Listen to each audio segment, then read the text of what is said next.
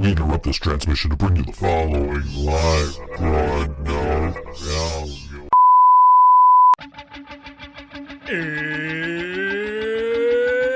It's Wednesday. It's 6 o'clock somewhere. With Karina ready in her chair. And almost 10 whole people watching from home.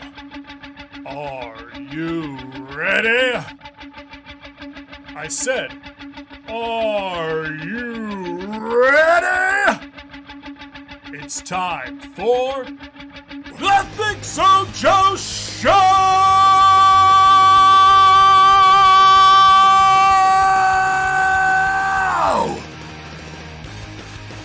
Welcome, yes, ThinkSoJoE Show, Mr. Brian Muller takeover episode. I forgot what our music sounded like. I was enjoying it. Yeah. It's been a while. Get Yeah. well soon, John. John, get well soon. You Get well idiot. soon. And then as soon as you're well, get scheduled for your vaccine like the rest of us. Yeah, I'm finally scheduled. Kevin had his today, I believe. Me too. Or at least Nikki did. I don't know about Kevin. I know Kevin's scheduled. I'm scheduled. I'm scheduled. I was scheduled for next month. This is going to be really loud. I'm sorry, everybody. Oh, okay. That was way less loud than I thought it was going to be. Yeah, I was scheduled for next month. There goes my Switch controller. I'm it's all sorry. good. It's all good as long as it didn't like fall to the floor and break like the one time. Anyway, So this is your second Switch controller already? my second left Joy-Con Oh, okay. because I was like trying to put it on the Switch and I dropped it from like waist height and the damn thing broke. So is it called a Joy-Con because it's a joystick controller? Yes. Oh, okay, cool. Yes.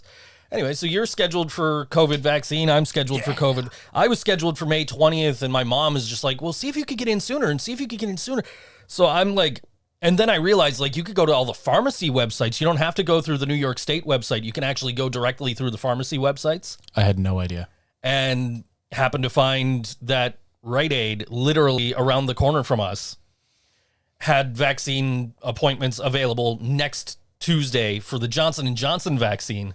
So it's one shot, we're done, and it's right around the corner. Yeah. I know you were trying to get us to go to, you're going to Rochester, you're trying to get us to go with you, but... Yeah, I wanted the Pfizer vaccine because out of all my friends and people that I know that have taken it, about 98% have barely had any issues besides like, soreness and some small flu-like symptoms. I had one friend who had Moderna and he ended up going to the hospital. Oh, man. He was in the hospital for about a week because he just had an adverse reaction. For whatever reason. It was, and everyone told him, every doctor was like, we've never seen this before. This is sort of just a you thing. Don't worry about it. And then I don't know anyone who did the Johnson & Johnson. I've been doing a lot of research and I found out that the only reason that Johnson & Johnson, they say is, I believe, 66% is because when Johnson & Johnson started actually doing the antibody tests, they weren't testing it on the original COVID-19 vaccine like Moderna and Pfizer. What they were doing is they were comparing it to the 1,000 other more deadly strains that have come up since they started. Got it. So, like, I know there's a South African strain that has like a 70% mortality rate or something like that. Don't quote me on that, but that's what I was reading up on. And the Johnson & Johnson is actually way better than that than like Moderna or Pfizer are. But we're not getting a lot of South Africans in the United States. So hopefully we can fix this. Yeah, I'm just excited to be, that the vaccines are rolling out. They're opening up now to 16 and up. So hopefully, more and more people will get it and we'll be able to open up more and more things and get back to relatively normal sometime soon. I hope so. Like we were talking about, you sent me Weird Al Yankovic has a record store day 3-inch vinyl. Yeah. And so I'm like, let me look through the rest of the record store day list. And I found like 5 records that I'm like, Ditto. I'm like, since I won't feel, since I won't feel worried about taking a bus, I might just get up early in the morning and go. That's been my like fear, but we may be performing on Record Store Day. I'm not quite sure yet. So I don't book often in our band, but I've already played Record Store Day for Revolver Records, and he's already talked about paying in records. Okay. So so I may book us for like the second band to play. Okay. So that would give us time to be in line and get some records. I saw they have Pepper. Yeah, I saw a Pepper record on I'm there. really excited for the new a new Pepper record. The Weird Al 3-inch, because they cover a Ramones song. Mm-hmm. So I'm excited for that. And I may get the Who Face Dances, because it's the 40th anniversary. One of the records I was looking at is limited to like 300, and I want to say it is Mr. Big. Mr. Big, limited to 500. Wow. Why? Yeah, I don't know. First release in 91, blah, blah, blah, blah, blah. Just Take My Heart. Okay, this is their big hit. This is the one with the big hit. They're releasing 500 copies, and I'm excited. Like I'm like, I want it, but what are the odds that I'm going to get one that's, you know, a 500 copy release? And then it's going to be like, what was the one? Was it like Space Hog, Resident Alien? I'm just waiting for them to release like a normal version of that instead of the pink splatter one they did for Record Store Day that sold out everywhere. There's a Green Jello record coming out. Yeah, I saw that and thought of you. Which is a re-release. Which, by the way, I got to tell you, Bill Manspeaker's been in my inbox. We were talking about the new Green Jello record that comes out on June 4th. It's called Garbage Band Kids. And I pre-ordered the record. And I'm like, let me, Karina was like, oh, you got to get this one. I'm like, I don't want to spend money, but okay, I will get this one. If you insist, I will pre-order this record. So I pre-ordered the record, and then next thing I know, they're like, oh, it's in the mail. Wow. That was a short pre-order. I'm thinking, I didn't know it didn't come out till June. I got it today. I'm listening to it. I go to put it into Discogs. It's not there. So I'm just like, that's odd. And then I went on the pre-order page and saw that it doesn't come out until June. So it's like, why do I have this? And there was me and there was another guy in the Vinyl Collective who both had a copy of that record that came today. And I'm like, I posted it on Facebook, like on my profile, just like, hey, this record's not supposed to be out for 2 months. And I tagged Bill Manspeaker and I tagged Lazy Ass Destroyer. Mm-hmm. And, Lazy D, he commented on my post, and Bill messaged me just to ask me what I thought of the record. I think it's really good. It's really well produced. It's probably the best thing Green Jello's ever done, and he thinks so too, apparently. So cool. So yeah, check it out. It's called Garbage Band Kids. It's through Cleopatra Records that you can pre-order it now, and probably get it next week. What band got their start? What famous band got their start on Cleopatra Records? I have no idea. Kiss. Really? Yeah. All right. And then Cleopatra started off as like a Motown label, and then in the mid 70s or so, I believe, they were like, hey, we need some money. And there was this huge, and I believe they had an office in New York City, and the rock and punk communities were really, really growing in the mid 70s to mid 80s. So they were like, oh, we'll take a chance on Kiss. And Kiss made some money for them. Not a lot, because they ended up going to another label when they got bigger. But they made some money for them. And then Gene Simmons tried getting Van Halen signed to Cleopatra Records. And they're like, well, that's not the sound we're really going for. And I'm like, Kiss, 4 idiots dressed up in drag and Halloween makeup. That's good for our Motown label. But Eddie Van Halen? No. Yeah, right. That's just craziness. I also got today, I got NoFX's single record, which is their latest release. Yeah. It came out at the end of February. I pre-ordered it in early February. I just got it today. So I got a record 2 months early and a month and a half late on the same day. What are the odds of that? But Kevin Record Store Day is June 17th. Am I correct in that? There's one in June. There's June 12th, and I believe the other one's June 17th. Yeah, July 17th. July 17th, yeah. Okay. I need to make a distinction so I know which ones to go, because I don't really... Looks like you're going to all of them, so... I guess. Well, I mean, there's 8,500 of this Linkin Park record. What's on the Meteora record store? Is there anything Meteora? That's the one that's got Numb. No, I'm just. Is there anything new? They're calling it a record no. store day. It just looks like it's a regular release. Double album is pressed on. It's blue pressed vinyl. on blue vinyl. That's yeah. it. Yeah, I bought Meteora like a year ago. I just bought the record. I'm not going to get Fear again. Well, that comes with a 7-inch Christmas album. That sounds terrible. That sounds amazing. Have you heard this man sing? Yes. You own the record. I do. We've been compared to Fear. Have we really? Yes, we have. Thank you. I'm getting comments on my comments. Anyway, if I could write a review and post it, I gotta write a review of the Green Jello record. So I just did a review of the Green Jello record, but I'll write one for you too, Bill. Put it on the All West New York Radio website as you know, that of a review. That would probably actually help a lot, like going through the website and then like he's got an actual media outlet saying exactly these things are, you know, not these, just these some nice things about his new record.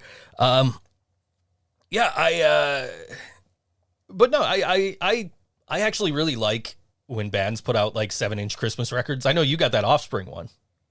I had to. I the didn't. Offspring. I didn't get it, but you got it. You found it, and I didn't see it. So They had more. oh, did they? I didn't know. Oh, they had tons. I'm sure they probably still have some. They- We'll get it next time. Well, I mean, he was just giving us 7-inch Yeah. Hootie and the Blowfish records. That's true. So But I do have I have Masked Intruders 7-inch Christmas record. it's weird calling it a Christmas record when there's like 2 songs on it too. Yeah, true. Like the Offspring, it's just one song, and then the back of the vinyl is just etched, like the B-side. How do you feel about etched vinyl? Etched vinyl to me, I think it's a cool little.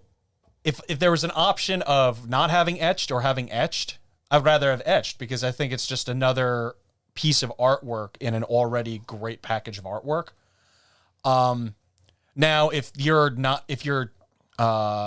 I was gonna say discluding, but I don't know if that's a real word. If you're not, Discounting. yeah, if you're not including all the music on said record, so you could put an etching on there, then I'm angry. But Okay.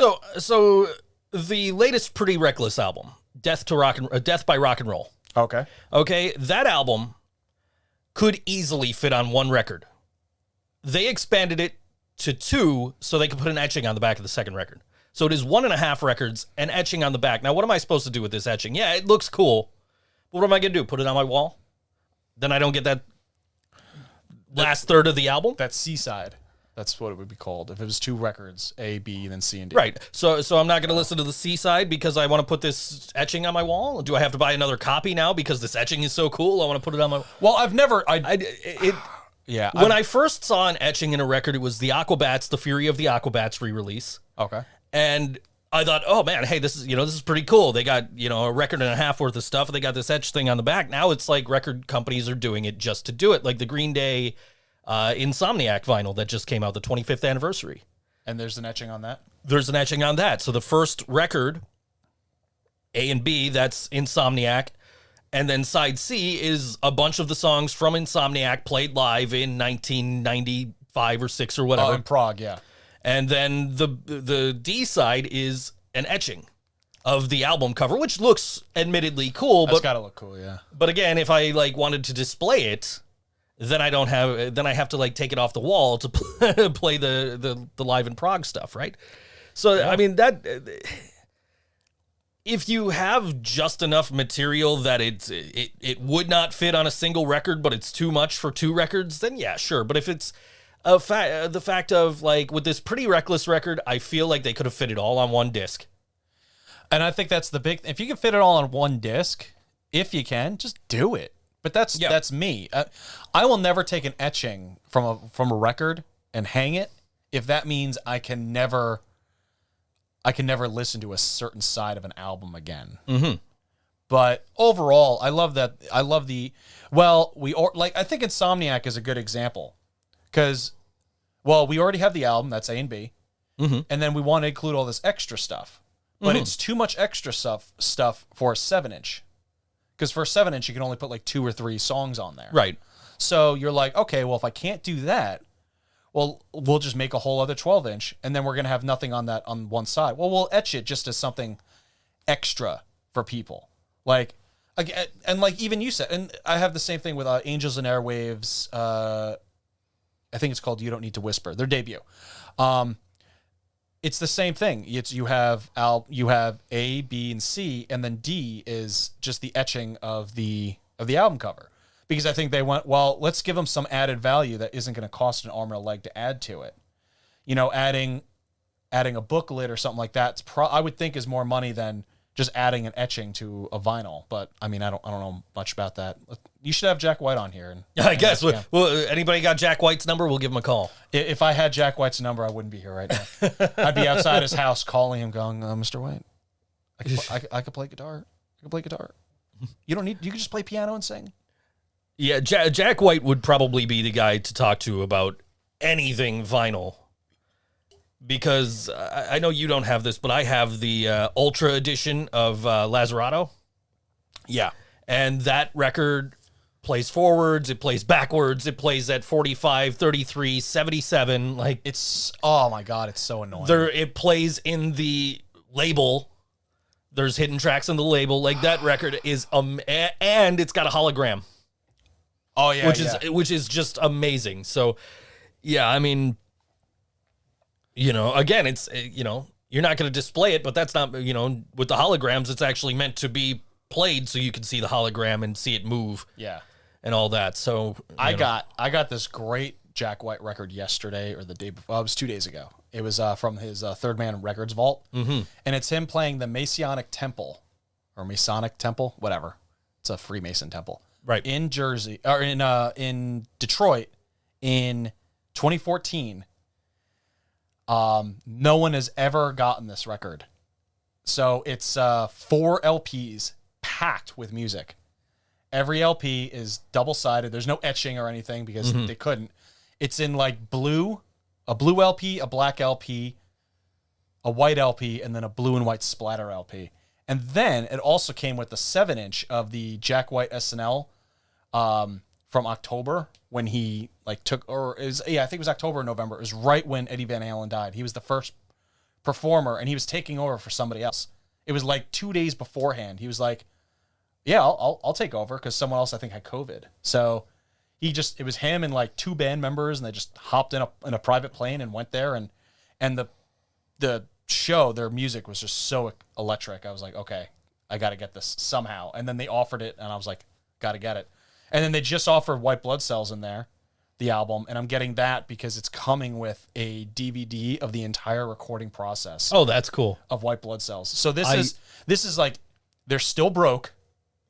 So a lot of it's going to be analog, but it's not all analog because they're broke. So they have to do digital stuff too. And I'm so excited to see the recording process because Jack White documents everything, but he doesn't want, but he holds his personal life so close to his vest that he doesn't like getting he doesn't want anything out there that he didn't specifically put out. Right. So seeing all of this stuff finally come to light, you're like, okay, I am so excited for this. I actually own White Blood Cells on vinyl. It was the first album I got through vinyl.org, my subscription, which is like, I wrote to them the other day. I said, hey guys, I didn't get my February stuff. Ouch. But I ordered late in February. So it was like, okay, maybe that's my fault. Maybe they're going to send it with my March stuff. Cause like, you know, I wouldn't expect them to send the March stuff by the point that I had emailed them. And they're like, oh, we just moved to a new warehouse. So we'll get an eye on that as soon as we can and get those out to you. So I have, what I love about it is I never, like most of the time, I never know what I'm going to get. Yeah. Because you can choose certain, they call them vibes. Okay. So you can pick a record and then they send you, I have the 3 record subscription. So you can pick a record and they'll send you 2 other ones along with it, or you can just tell them pick all 3. And, you know, I've gotten Rob Zombie and Less Than Jake and Suburban Legends and just all kinds of like, we're sitting here on St. Patrick's Day before the show, and I was listening to 6 a.m. and like, you know, it's like, oh, you know, let me find something else to put on, and I grabbed Flogging Molly. I'm like, I didn't know I had a Flogging Molly record. I got it through vinyl. Nice. So yeah, apparently there was a woman in her bra walking up our street. There's a woman in her bra walking up. Oh, okay. Yeah, apparently. Hi, Karina. Jazzy.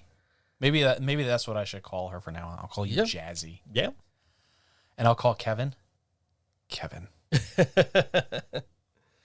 If anybody missed it, we released another Things You Might Not Know this week. It was about, it was a very timely episode. We talked about the polio virus vaccine. I missed it. No one shared it on Facebook. I don't think that's true. I know I shared it on Facebook, and I'm pretty sure Kevin did too. Talked about Jonas Salk and the incredible lengths he went through to test the polio virus vaccine. Yeah. And you can check that out. Just search for Things You Might Not Know, Think So Joe on YouTube. You'll find that. And all the other great content we've been putting out every week. See, Jazzy says I can call her Jazzy. I'm a little afraid because I may just start calling her Jazz, and then I'm going to start thinking she's an African-American woman wrestler from the early 2000s. Was it early? That was early 2000s, right? Yeah. Well, she's still wrestling. She's going to be on... yeah, she's on TNA.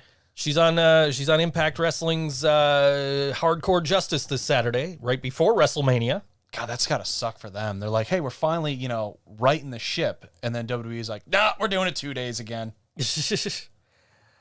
But they changed the time because they were going to do, it was going to be like the standard time. And then they said, no, you know what? We're going to do it at 8 o'clock or at 3 o'clock rather. So that's on at 3 and then WrestleMania is on at like 7 or 8. So they're good. WrestleMania is still a 4 or 5 hour show, but now it's broken into 2 days, which is so disturbing to think. Just this year, though. Apparently next year they're going to go back to 1 day. So good. Yeah.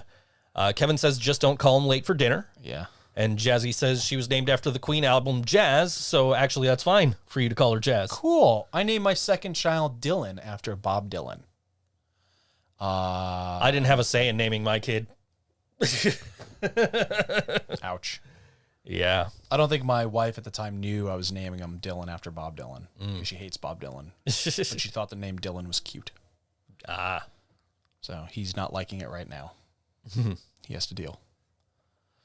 So I got I pre-ordered something in November. I pre-ordered this guitar pedal called Unicorn Blood. Mm-hmm. And it's from Kirk Hammett of Metallica's effects pedal company. So they had one, they had one that was called Unicorn Blood from, I think it was from Death Wish Coffee or something like that. And it was pretty much the main pedal for one of the guys from Mastodon. And it sold out so fast. They only made like 500 of this thing, and it sold out so fast. And you found him on eBay like the next day, going for like $3,000. Of course. So I found Unicorn Blood 2. I was just on there. I was talking to my my partner one day in November, and I'm like, yeah, I really want the Unicorn Blood, but I can't get it. And I go on their website because I'm going to show her, and the Unicorn Blood is there, but then there's also Unicorn Blood 2. So I was like, 2, what's that? And it's the same thing, pretty much, just different, a different outer coating of paint and stuff.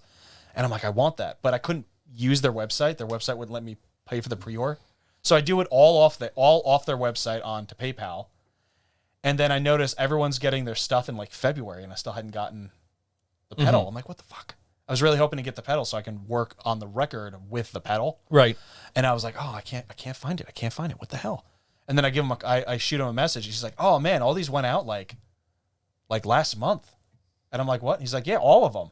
So they had to actually, because they're all hand wired, they had to hand wire me a custom Unicorn Blood 2. Really? I was the first person to pre-order the fucking pedal. And I'm the last person to get the pedal. Oh man. But I got it, and it sounds so good. The second I plugged it in, I played Norman Greenbaum's Spirit in the Sky. It's one of my favorite songs of all time. It's a great song. I didn't even change anything on it. Sounded just like the record. And then I changed it, and it sounded nothing like the record. Because it's just because I was like with the fuzz almost completely off. And this, if you put the fuzz all the way on, you can't even hear shit. And Jazz says, I was today years old when I learned that Blee had children. I have 3. I have... what's the easiest way of going? I'll go this way. I have Brianna. She is 16, going on 17. Okay, got that out. Then I have Dylan, who is, if she's 16, Dylan is 15. And then Daniel is 13. Daniel's real name is Christian. His middle name's Daniel, but doesn't like Christian, so Daniel it is. Music. Wait, my clock is fast. Come on, Karina. In 1970, Norman Greenbaum's Spirit in the Sky was number 4 on the Billboard charts. Hey. Yeah, behind, let's see, number 3 was Instant Karma by John Lennon. Number 2 was ABC by the Jackson 5. And number 1 was Let It Be by the Beatles. Wow, way to go, Lennon. Number 5, Bridge Over Troubled Water by Simon and Garfunkel. Boom. There you go. Yeah, You Simon. learned stuff on this show. Have you heard about Paul Simon? No. Apparently, some guy for NBC News wrote this op-ed where the title was roughly, Paul Simon just sold his whole back catalog to Sony for millions of dollars, and he'll still be a footnote in history compared to Bob Dylan. And everyone is going ape shit over it because they're like, yeah, Bob Dylan's a great lyricist, but he's not a good singer. Mm-hmm. He's not a great guitar player. It's like 4 notes, and it's just a guy playing 4 chords on a guitar, singing to a microphone. And this guy, his name's Rick Beato. I watch him all the time, and he's like a really famous producer. He wrote "Enemy" by Fozzy. Okay. I didn't know that until like 2 days ago, but I was like, hey, that's stupid. And he pretty much said too. He's like, oh, that's fucking stupid. I give Bob Dylan all the respect in the world, but have you ever heard of, Mrs. Robinson? Mm-hmm. Just Mrs. Robinson. And he's just like and he even mentioned Bridge Over Troubled Water. He was mentioning it as the dual harmonies in it between Simon and Garfunkel are the beginning of so much pop music that happened with all these great harmonies. And then he even talked about Patti Smith, and how Patti Smith and Joni Mitchell are like way, when it comes to talent and where you can bring the music and the art, he's just like, they're way above Bob Dylan. When was the last time Bob Dylan got a fucking hit from a new song? Like, that was his big thing. He's like, because every time Bob Dylan re-ups, because in, I think it's in the UK, you can only, I think it's 20 or 25 years, and then you have to re-release something with that same song on it in order to keep the copyright alive. So what he does is, if you go to Europe, Bob Dylan has like live from Manchester, 77, live from the O2 Arena, 78. Mm-hmm. Just continually, it's all the same music, but he just wants to keep making the money off of it. So that's what he was doing. So he was still getting #1 albums or close to it, but it was all for older music, so it didn't really matter. Sort of like the Grateful Dead. When was the last time the Grateful Dead released a new album? A new album of new material. Right. Kevin said that was a terrible list, that 1970 top 5. What? Oh yeah, he probably doesn't like John Lennon. Yeah, I could imagine. I could see that. Is it because he's kind of like I gave up on liking Chris Jericho? So yeah, right after you got the Fozzy album. Right after I got the Fozzy, it's like, what? Wait a minute, this dude spent how much on the Trump campaign?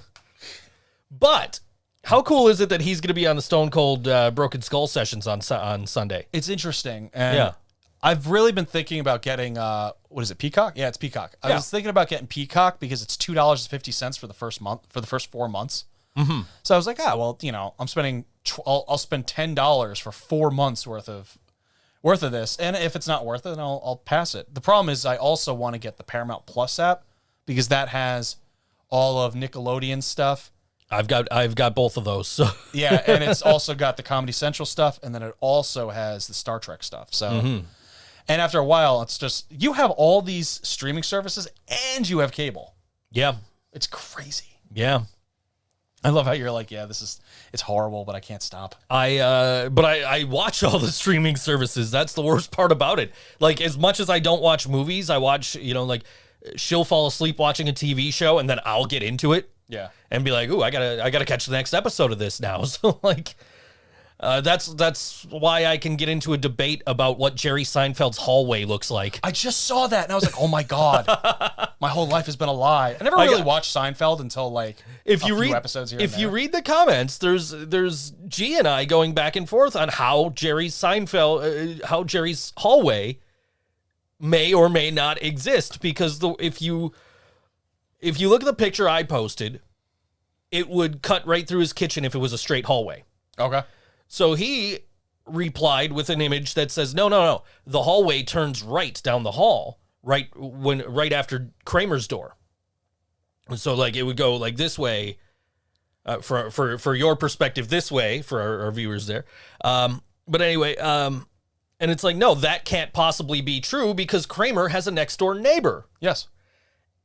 Who is a prominent character in a season 9 episode where they inadvertently kill the dude's parrot. Yeah. And so for the diagram that G posted to be true, that guy's apartment couldn't exist. And then there's pictures from that episode and pictures from earlier episodes that show that the hall actually turns left. See, I did it right that time. Got to go right when you're talking left because it's, yeah. Anyway, it's so hard. Yeah. But it goes right. It goes left when you get out of there. Damn it. When you come out of Jerry's apartment, which would go right through Jerry's kitchen. So it does not work. Anyway. So what you're saying is they didn't put like all the thought possible into something so minuscule? Exactly. Like those bastards. Like it's like the Full House steps. Like where do they actually go to get into that narrow ass hallway upstairs that they have one in the living room, one in the kitchen? Anyway.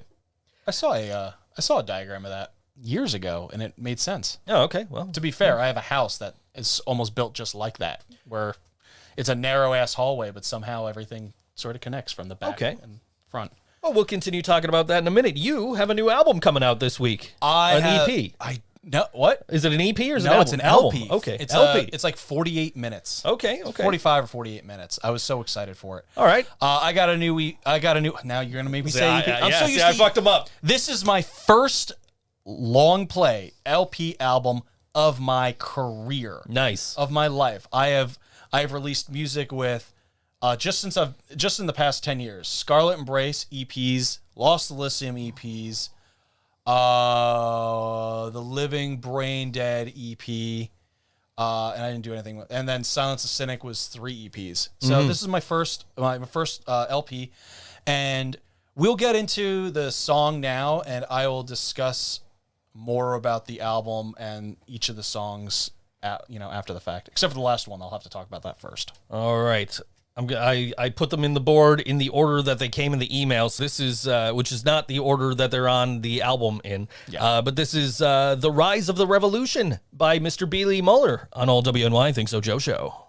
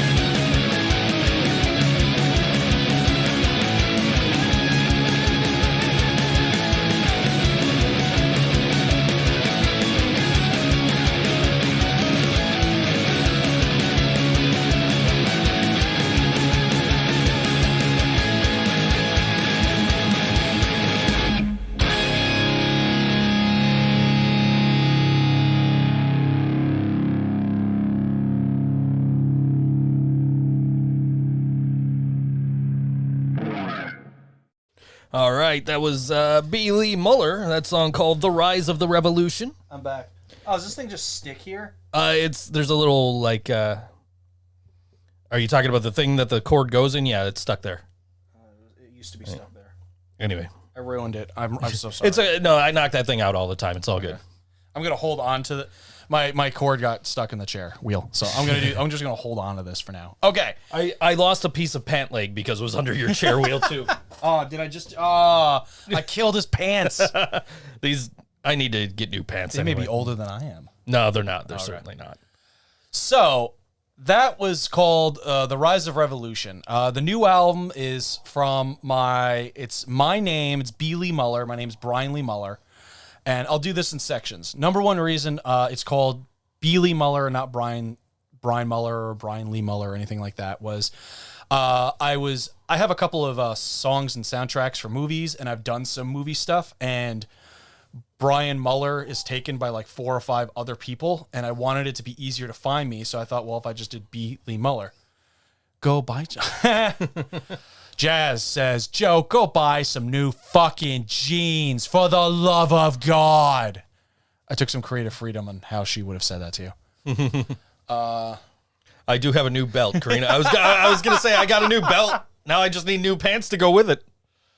I got one of them ratchet belts. Nice. Yeah. Anyway, so so that's the B. Lee Muller part, and then the other part of it is the album is called A Victim of Physics, and it's called that because I'll hear like a really cool like idea for a band name or an album title, and I heard this, A Victim of Physics, like 2 years ago, and I was like, this would be perfect, and it's physics, so literally you burn yourself, well, you're a victim of physics. Mm-hmm. You trip, you're a victim of physics. Mm-hmm. So it's just like a victim of physics is just really saying that you're living your life and you are who you are, and you're just trying to be who you are, but you're still going to be a victim one way or the other. Mm-hmm. And with this song, with The Rise of Revolution, that specific song I wrote about 3 years ago for somebody. I got commissioned to write about a dozen songs for this guy. 6 of them were going to be metal in different styles. Like one was like, I want hard rock, but like metalish. So I was going with like a Godsmack feel. And then one was like, I want, Iron Maiden or Judas Priest. So I did that. And then and then a few of them were just like, oh, do whatever like feels right to you. And then some were like Southern rock, like 38 Special, Leonard Skinner, stuff like that, and Molly Hatchet. So I did all those too. And I did this song. This was one of the first songs I did for him. And I loved it so much. And I was telling Joe, it took me like 8 minutes to demo this song because I walked into my studio and just, it came out of me. And usually when that happens, I don't give that to anybody because it's just so special. Like there are some songs that are still near and dear to my heart because I literally just walked up or down some stairs in my house. And by the time I got to my destination of the top floor or the bottom floor, I had written like huge parts of these songs. So I was like in my head and I was like, okay, I'm not going to. So I lied to the guy because by the time I finally figured out I'm going to keep it, it was like 3 days later and I had really recorded it and stuff like that. And the recording that you just heard is roughly what it was. I mixed it better, added new bass to it, and redid the drums in certain spots that I wanted it more customized, not just a simple beat. And I wanted it to sound a little less like Lars was drumming. Because I specifically was like, well, I wonder what this would sound like. Because it had this Metallica feel to it. And I was like, well, I wonder what this would sound like with Lars on it. So I did the drums like if Lars was playing. And if you listen to it, it really does sound like a lot of... He turned off the snare on his snare. Oh. But can I do it on this? I don't think so. That's close. Close enough. But yeah, so I was messing around with that song and I was like, I really like the song. I really want to put it on something. And then I realized at this time, which was like 3-ish years ago, wow, I've got like 6 or 7 songs that I have ideas in my head to do, but I haven't done anything with them. And a lot of them are very like, I use them for Like I have a finger picking song that we're gonna deal with later, and the finger picking song, I'm really bad at finger picking. So what a lot of musicians will do is they'll find something, either someone else's song, or an exercise, or something that they created, to just help them get better at something. And the finger picking was for me was to do that. And every time I went, okay, I've got this technique down, let me do another technique, I would sort of include it in this, and it turned into a song for after a while.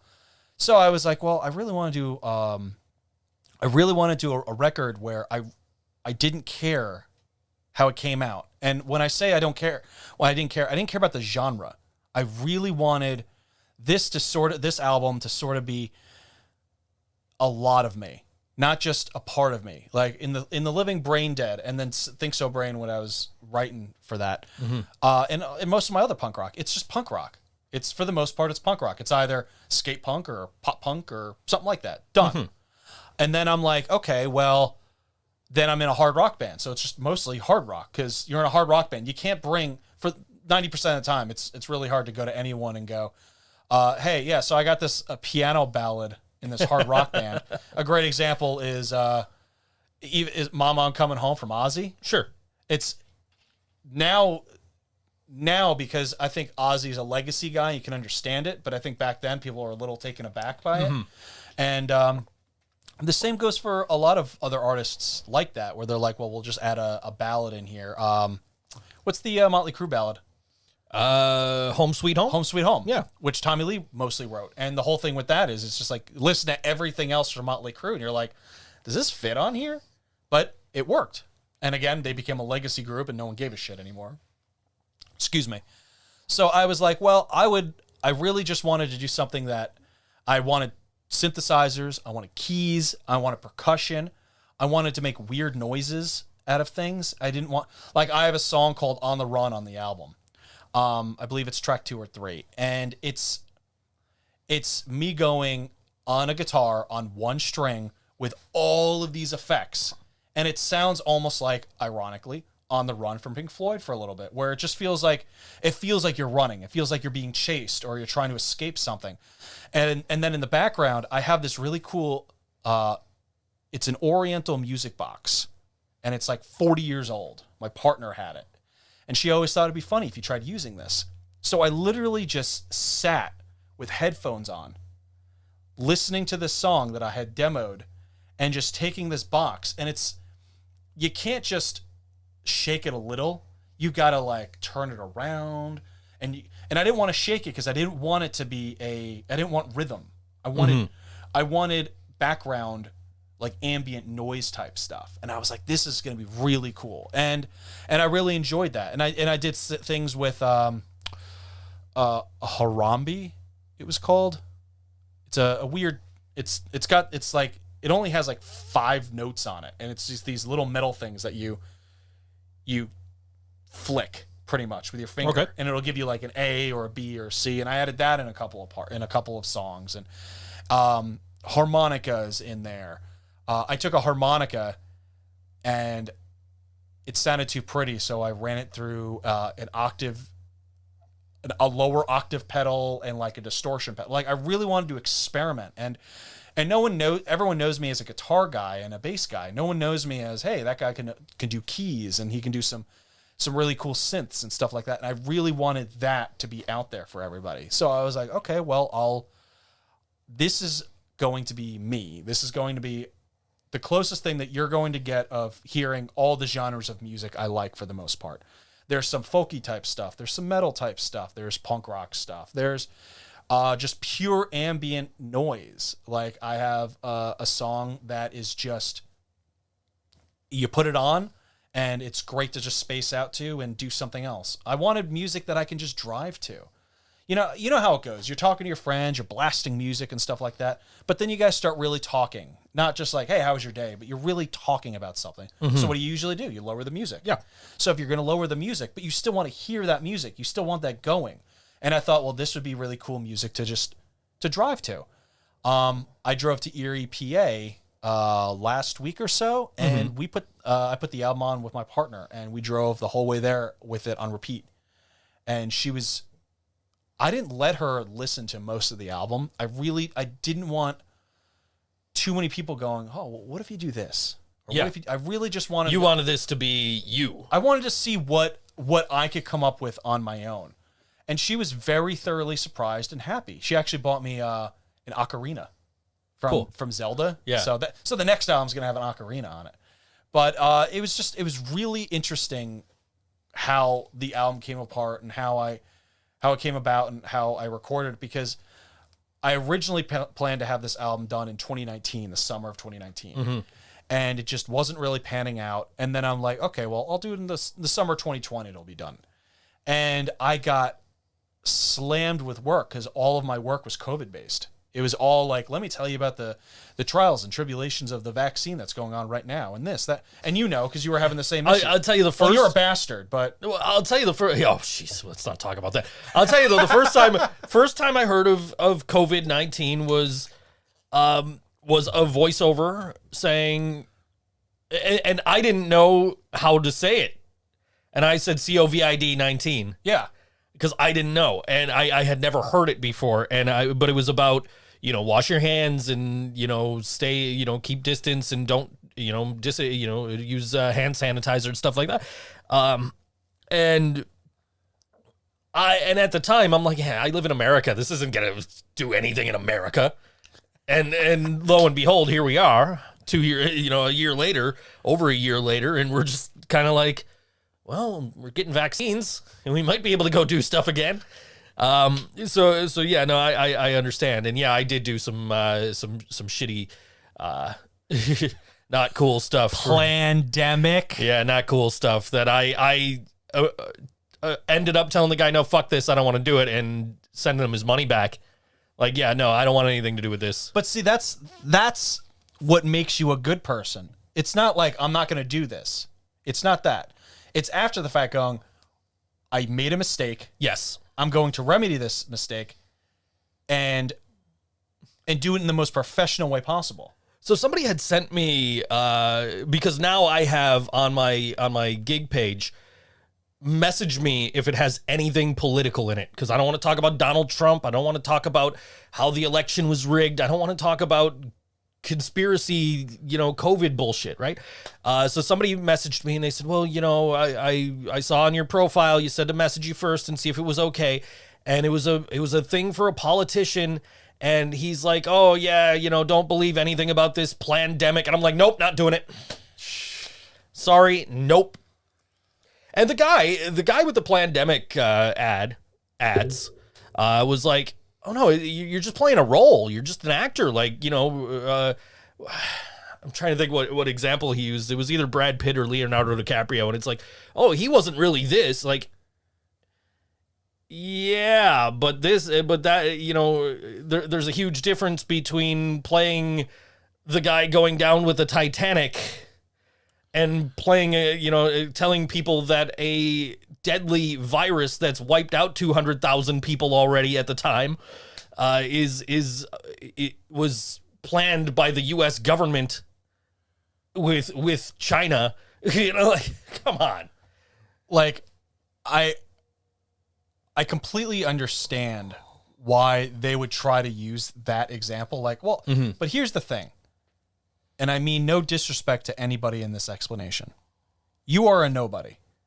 This is true. And that is in the grand scheme of the Leonardo DiCaprio and Tom Hanks and Tom Cruises. You're absolutely right. So when you watch a movie, first off, when anybody watches a movie, no one thinks it's, even when it says based on true events, it's based, which meant someone heard about a true event and went, oh, that's really cool. I should write something close to that. And then they just say based on true events to sort of make people feel like it's a little bit more believable.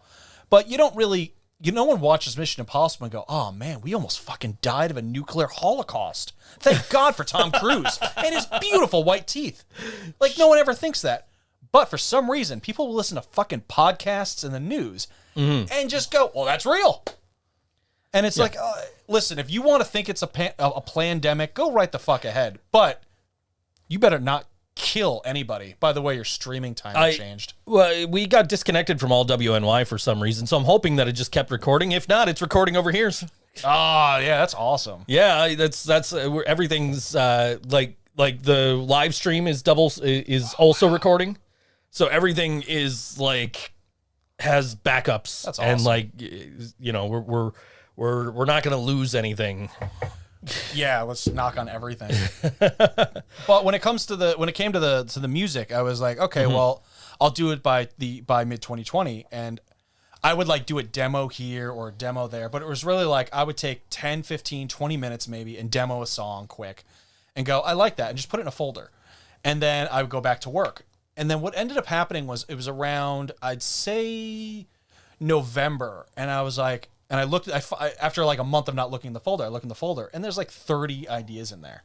And I was like, well, that's just too many for an album I feel like I could do. And it was originally just going to be like a 4 or 5 song EP, and I was just going to release it like I do my Silence the Cynic stuff. And then I was like, well, I mean, let me just keep writing, and then I'll go, okay, never mind on this track, and whittle everything down. And then when it got to, I finished the album back in the end of January, early February. It was when I finished recording, and then it was just up to mixing and mastering. And my whole thing was, well, now I'll listen to all the rough mixes, and instead of mixing and mastering every song, I'll just mix and master the songs I really want. And then at that point, I had 12 songs, and I was like, okay, well, I really like all of these songs for different reasons. And then I still had another, I'd say probably 10-ish songs that were done. And I was like, okay, well, I'm going to leave these because I can hear them and go, I can't play what I'm hearing here, so let me work on this. Or I don't have a specific guitar for this sound that I'm hearing, so let me wait. So I had these 12 songs. I mix everything, master everything, and then everything's done myself in Seventh Sound Studios. Same way I did our stuff. The drums are a little better, just because I was able to digitally quantize everything. I couldn't do that with John, which is fine. It's a punk rock record, but I really wanted to make sure that these were good, and I'm listening to them over and over again. Listening to my car, on my cell phone. I'm remixing, I'm remastering, trying to make sure everything's good. And then at the end of it, I'm like, I think I have a full-length album here, and I wasn't planning on it. And I just didn't know what to do. And I was like, well, I'll just keep it. And then I went to our friend Kirsten from Rochester, who hi Kirsten, who's not listening, but she may later on. She killed it, and because I originally hit her up back in like August or September, and I'm like, hey, I want you to just come up with a cover for this. And I gave her like 3 or 4 demos. That's it. They were just really, they were the same. I think they were the same demos I showed some of the band members like months ago. And I was like, okay, well, let's see what she can come up with. And then like the next day she came up with the album cover. And it was like a glitchy moon and someone just looking over the stars. And she's like, this is what I felt listening to those 4 demos. And I'm like, you fucking nailed it. You actually have a demo. This next song we're going to play in a few minutes here. You have a music video for The Machine is Aware. Yes. You had actually... we locked them out. Okay, well, we'll let you back in as soon as we get to the song break. Yeah. Anyway. In like a minute or two. And like we'll get through this. We'll get to the song break. We'll get you back in the house. But you reached out to me. You said, "What would you think for a music video for this?" Yeah. And that's not my name. Anyway. And I said, man, you know what I would do is I would do like forest kind of scenes with like a what do you call it? Like a music spectrum or whatever, you know what I mean? Like a waveform going across or whatever. And I kind of whipped up something for you. I'm like, something like this, and you're like, I know what I need to do. You actually had asked me to do it, and I'm just like, yeah, okay. Well, I'm one of those people that I have this dream, and it was a dream that I've had since Lost Elysium, which was I wanted to get together with tons of artists, hopefully from around my local area of Western New York, all these artists to go, hey, I want you to just listen to the art that I've created, and I want my art to help create your art. Mm-hmm. And then after you're done with your art, we take all of that art and give it to someone else to do a music video. And they go, well, if I'm listening to this music and I see what you're doing, but I have this completely different idea for this song, and that's fine. But when you gave me that quick idea, I was like, oh, well, where'd you get these? And then I was like, oh. And then slowly and surely, the song was taking on, it took on a different because you had more of a visualizer type feel to it, Right. and showing nature. And then I was like, well, on the site I found all the clips that I was looking for was very, like post-apocalyptic at times. And then there was also tons of beautiful nature stuff and animal stuff. And I really wanted to include all of it. And so I start working on it. Thanks for the middle finger, Karina. I got to let them in a second. So as soon as Karina, we're never going to give you up. Joe's never going to let you down. So I'm going to get another middle finger in a minute. But so yeah, the Machine is Aware. It really took on a life of its own. And I think it's become one of my favorites on the album because it's got like these cool hip hop beats. It's got a gong. I love the gong. It's got tons of synthesizer, and then it's got like just a straight like rock guitar track on there too. And when you put it all together, it's a mishmash that, for me at least, to my ears, it works really well. But also, so if you want to watch the video for this song specifically, The Machine is Aware, you can go on the Lee Muller YouTube, or you can go on Facebook and watch it right there. And this is the music video for the first single, which is the first track on A Victim of Physics, and this is called The Machine is Aware. All right, and I'm going to go let Karina and Jasmine in. Here's The Machine is Aware on all WNY. ThinkSoJoE Show.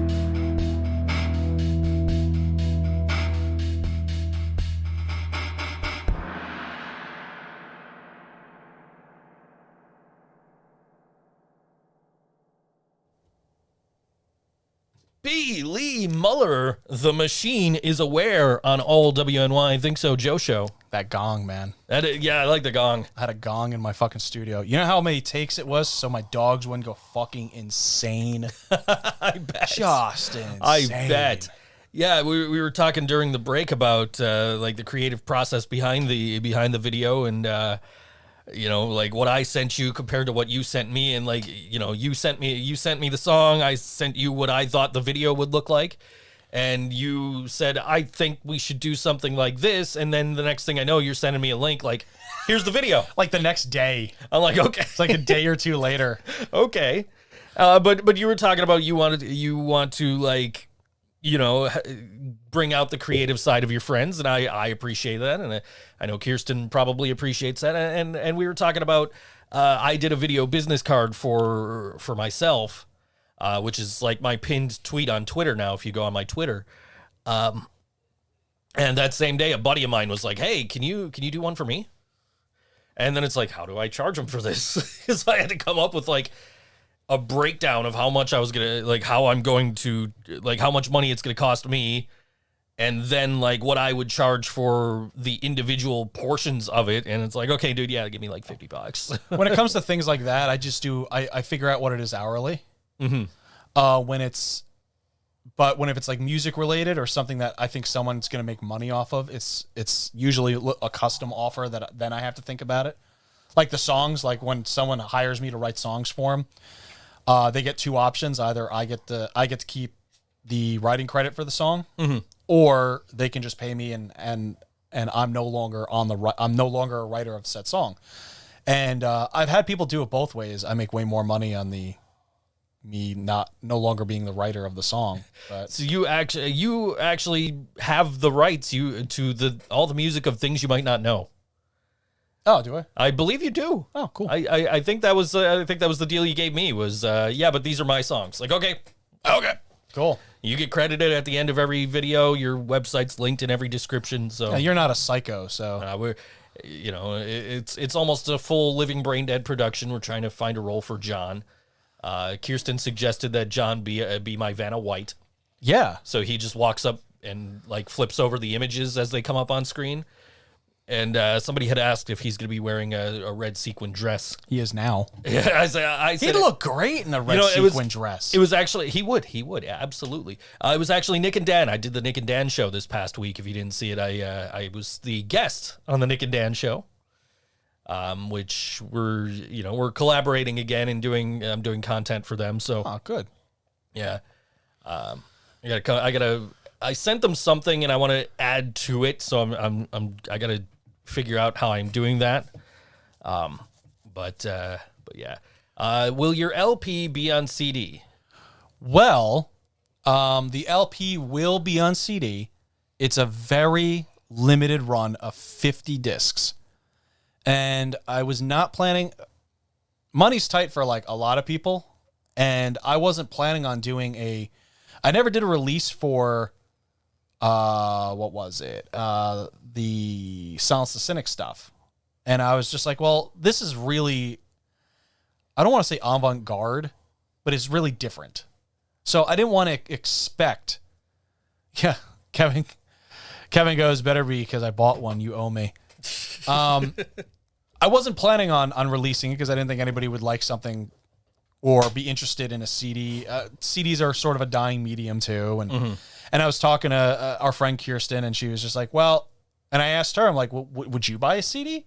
Not from me specifically, but in general, would you buy a CD and from a band, even though you only have maybe one or two CD players in your life right now? I only own one, and it is in a car. I don't own a CD player anymore. So I asked her, and she's just like, well, people get it to support the band and support the music because, you know, they know that they can get the music on YouTube or Google or whatever or wherever, Spotify, but they want to really support the band and make sure the money goes to you specifically. And I was like, well, that was like an awakening. I was like, okay, well, I'll do pre-orders, which was a whole thing. Trying to figure out how to do physical media pre-orders for a CD. It was easy on my website to do it for a digital album, Sure. or for a what the hell is that other thing called? A digital album or like shirts and stuff like that. But doing specific for CDs, I was having so much issue. And then Bandcamp's just like, oh, you can just pre-order through us. I was like, oh, okay. Yeah. So you can pre-order. There's only 50. I do not expect to make more. Didn't expect to make this 50. But I wanted to wait. I did the pre-orders because my whole idea was I'll offer the pre-orders, and if I don't get enough, I won't order any. And the day after I offered the pre-orders, I sold half of my stock. Cool. Which was really surprising for me. And that's not counting the people that have hit me up and I know that they're going to buy. They're not just like, hey, let me know when it's available and I'll buy one. It was like, I had one guy go, yeah, I really try not to buy anything on the internet, but I want 5 copies. And I was like, oh, okay. and Kevin bought one. I know you said you were interested, and apparently Karina's interested. But yeah, I was really contemplating putting it on a vinyl record. And I'm like, I don't have $1,000 to just drop. And there's no way I was going to make. I should have bought it from you on Friday, on Bandcamp Friday. I bought like 3 t-shirts from other bands. See, you're a bastard. I was thinking more of my things you might not know wardrobe. Yeah, sure.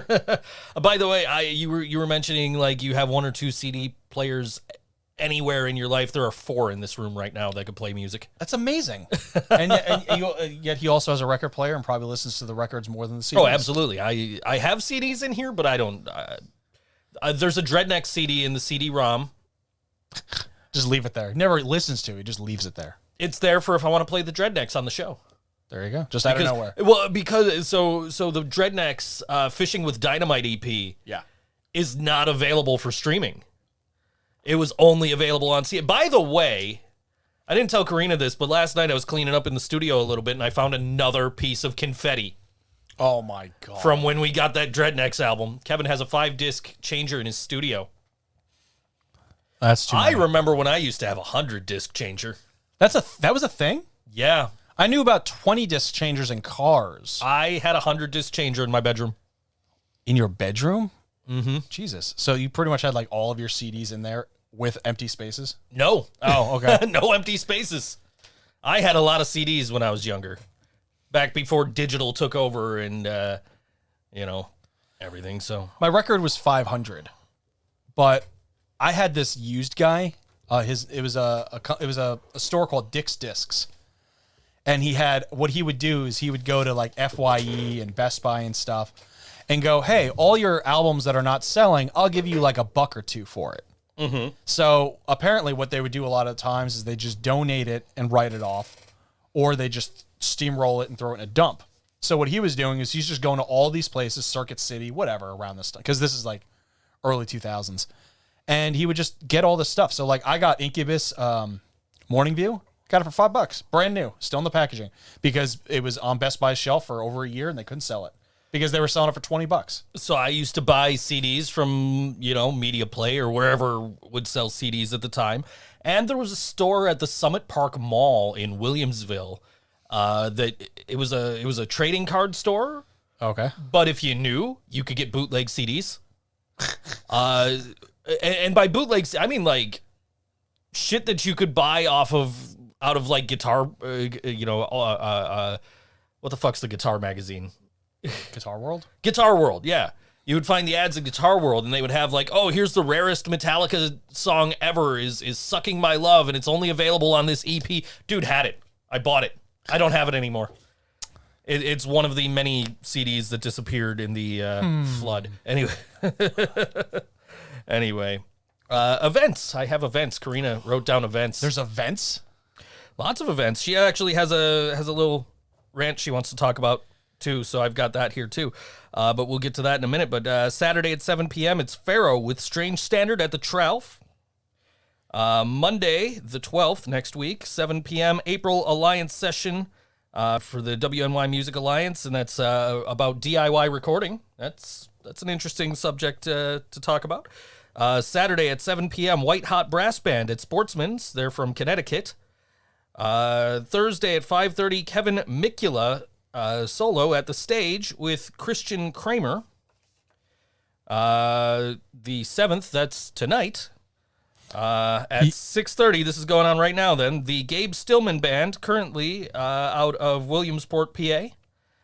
And Saturday at 11:15 a.m., I think that says, Gender Justice Task Force meeting Broderick Park Kiosk, WNYP Center. That's where that's at. Karina's handwriting's getting worse as we go, apparently. It was like real close together. Today at 6:30, Murph's Warsaw Grill has Grace Stumberg. Saturday at 6 p.m. at the Bayou is Melissa Sowers of Lunar Eyes. Melissa! Thursday at 8 p.m. online is JRA in the Cut. I think that says JRA in the Cut. Disobey and Premiere. That's online, and I think that was it. Okay. I have a prepared statement. Wheatfield. Yes, that's what I meant. Wheatfield. You are correct. Wheatfield is where the Summit Park Mall is. This week, Sportsman Tavern is having a handful of music events. This is great. It's so nice to see some venues open and able to have live music. However, at least 2 of the events are not local acts. Thursday, Gabe Stillman from PA, and Saturday, White Hot Brass Band from Connecticut. There appears to be a lot of local music as well. I don't think what appears to be one of the okayest? Is that okayest? Where is that? Right here. Okayest. Yeah. Okay. Well, she puts it in quotation, so it makes one okayest of make the sense. okayest venues financially right now should be booking out of towners when there are plenty of local musicians both struggling financially and going fucking nuts from not playing. Support 716 local. I think she's got a point there, and of course, Sportsman has been the bar that's been able to have live music throughout this whole thing. Almost this entire time. Mostly because they sued the state, and the state's like, yeah, well, the judge is like, yeah, it's unconstitutional for them to ask you to close and not be able to have live music. And then the state's like, yeah, but that only applies to Sportsman's, even though it's unconstitutional. When did the Constitution of New York State start applying only to Sportsman's Tavern? That's what I wanted to know at the time. Well, all they have to do really is every other one has to bring them to court too. Yeah. And then show that it's unconstitutional. The only reason they're saying that, okay, well, it's just Sportsman is because they can get away with it. Mm-hmm. What I've learned, especially throughout this whole COVID process, is people will say things just to see if they can get away with it. And if they can't get away with it, then they'll just backpedal and go, well, we were just testing you or something like that. Mm-hmm. So I know that Grace Stumberg and Grace Logan have been playing there on a pretty consistent basis. I know a lot of my friends have been playing there on a consistent basis. I do want to give a shout out to Randy Peck and the Montage Music Hall because he finally did sort of like a walkthrough, and then I saw tons of pictures from one of the shows he did. I think it was about a week ago. And I want to commend them because I was so scared because I've played Montage multiple times. And I'm not saying Randy's is a bad person or wasn't taking this seriously. I just know that money is tight for almost all music venues in the area to begin with. And then to have to put thousands upon thousands of dollars into making sure just the cleaning solution alone. Greg Burt and Jen from Stamps were on Channel 4 the other day. Yeah. And they were talking about how it was going to cost them a lot of money to bring Stamps up to, code to open now, which is money they don't have. And that's why they're like, we're just going to wait. We'll wait till restrictions are lifted a little bit and we can get more people in and more people have vaccines. And well, I know California is announcing, I think it's by May or it's already happening, one or the other, that they're that you have to wear a mask and then that's it. There's no other restrictions whatsoever. And I think that's because California finally went, well, since our entire industry is based around music venues and movies and TV shows, maybe we should open this up so it's easier. Just a thought. Which is crazy because if we look back to like December, just 4 months ago, 5 months ago, they shut down everything in the Bay Area. Yep. To the point where the 49ers had to move to Arizona to play the rest of their home games because California is like, no, we're not letting anything happen here. Or at least the San Francisco, Santa Clara area. But I mean, I'm glad they waited this long, unlike Texas. Yeah. And other states that were very hard hit by COVID, who are just like, yeah, fuck it, we're open now. We mean you, Florida. Yeah. But I mean, yeah, I'm, as much shit as people, give Cuomo or whatever, like, at least he's not rushing things. He's taking it as it goes and looking at the numbers and saying, okay, we're not there yet. Let's get there. Well, if you look at states and populations, the two of the biggest states with two of the biggest populations is, of course, New York State and California. Yeah. Which also have some of the biggest immigrant populations that come through because they're international air hubs. So I understand the whole, well, we need to be careful as much as possible.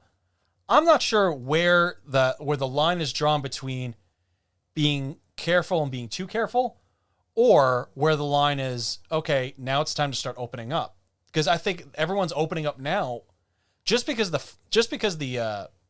whatchamacallits, the vaccines are out doesn't mean anything. I can't go into too much detail because I don't want to get her fired.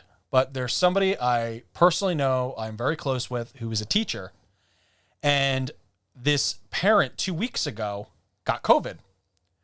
And she called the principal up in their school and said, hey, just want to let you know, and this is a school in New York City, and she goes, hey, I just want to let you know that I have COVID, so I'm keeping my daughter out and this, that, and the other thing. And the principal goes, no, you can't do that. You have to have your daughter in here, because if anyone finds out that it's COVID, then no child's going to come in here. And at the time, the rule was, I think, 5 cases, and you had to close. Now, apparently, Mayor de Blasio is trying to get it to 15 cases, and then they can close. So, and then what ended up happening was half the school got COVID and closed down. Of course. About a week ago, she was telling me, like yesterday or the day before, she's like, yeah, so I've been working from home about a week again because everyone has COVID, and one of her students died. Oh, great. Yeah. Wonderful. Yeah, and she does Wonderful. kindergarten. She does kindergarten. Oh, so it's a conspiracy. Well, that's what that's what the child's parents are saying, because she ended up going to, my sister got her second vaccination already, so she ended up going to the funeral for the student, and apparently the parents were just like, I can't believe the government killed our child because we wouldn't take vaccinations.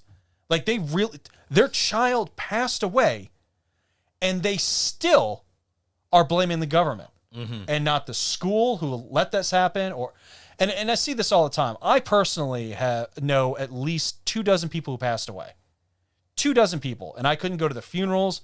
I would have like Skype wakes and Google video hangout wakes, and that's it. And we would just talk a little bit and that was it. And it was just sort of, why you think this is fake and why you still, okay, I don't want to scare you, but the second you told me, oh yeah, we were able to get a Johnson & Johnson, I was still a little afraid for you guys, because it's 66%. I don't know what it's the newest one. I don't know. I don't have all the information. Nobody ever has all the information on vaccines. In order to get all that information and then know how to decipher all that information, you literally have to have a PhD. You have to have a doctorate in something. So I was a little frightened for you, and I was like, well, and I have friends that were like, well, I was going to do Moderna, and that scared me, so I'm doing Pfizer now. Or those scared me, so I'm going to do Johnson & Johnson because I don't like shots. Like, I have a lot of friends that who are deathly afraid of needles. They love tattoos. They don't even have a tattoo. So, and they were like, well, I'll just get the Johnson & Johnson because it's one. At least it's something, but it's still scary. Again, when do we treat COVID-19 like the flu and not like SARS or polio? And I think that's the situation. It's been long enough now.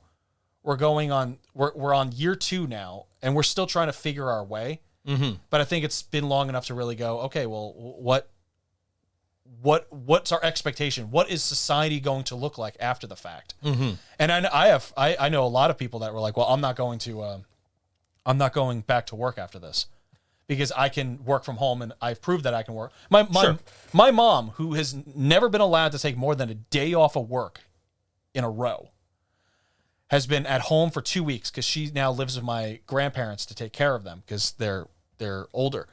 And even her work was just like, because they had a huge COVID outbreak a month ago, and they were like, okay, well, what we're going to do is everyone's coming back. We just want you to stay for another 2 or 3 weeks. And so my mom, I'm talking to her on the phone. She's just like, so they're proving that I could do my entire job from home, but they just don't want me to do it. Yeah. And so I've seen a lot of memes about that exact same thing. Like Like we're really proving that most of these jobs that you were told you can't do from home, you can do from home. And you and I had the benefit of we were working from home to begin with. So yeah, we got really lucky with that. Yeah. And kind of business kind of picked up because of and it sucks because it's like, yeah, I'm making all this money while all these other people are not. And that kind of sucks. What do you want, Jasmine? Yeah, your daughter wants you. I see that. Anyway, Your second daughter. Kevin is trolling me on Facebook. What do you want me to do about it? Kevin, knock it off. He's not my kid. Or no ice cream after dinner. Even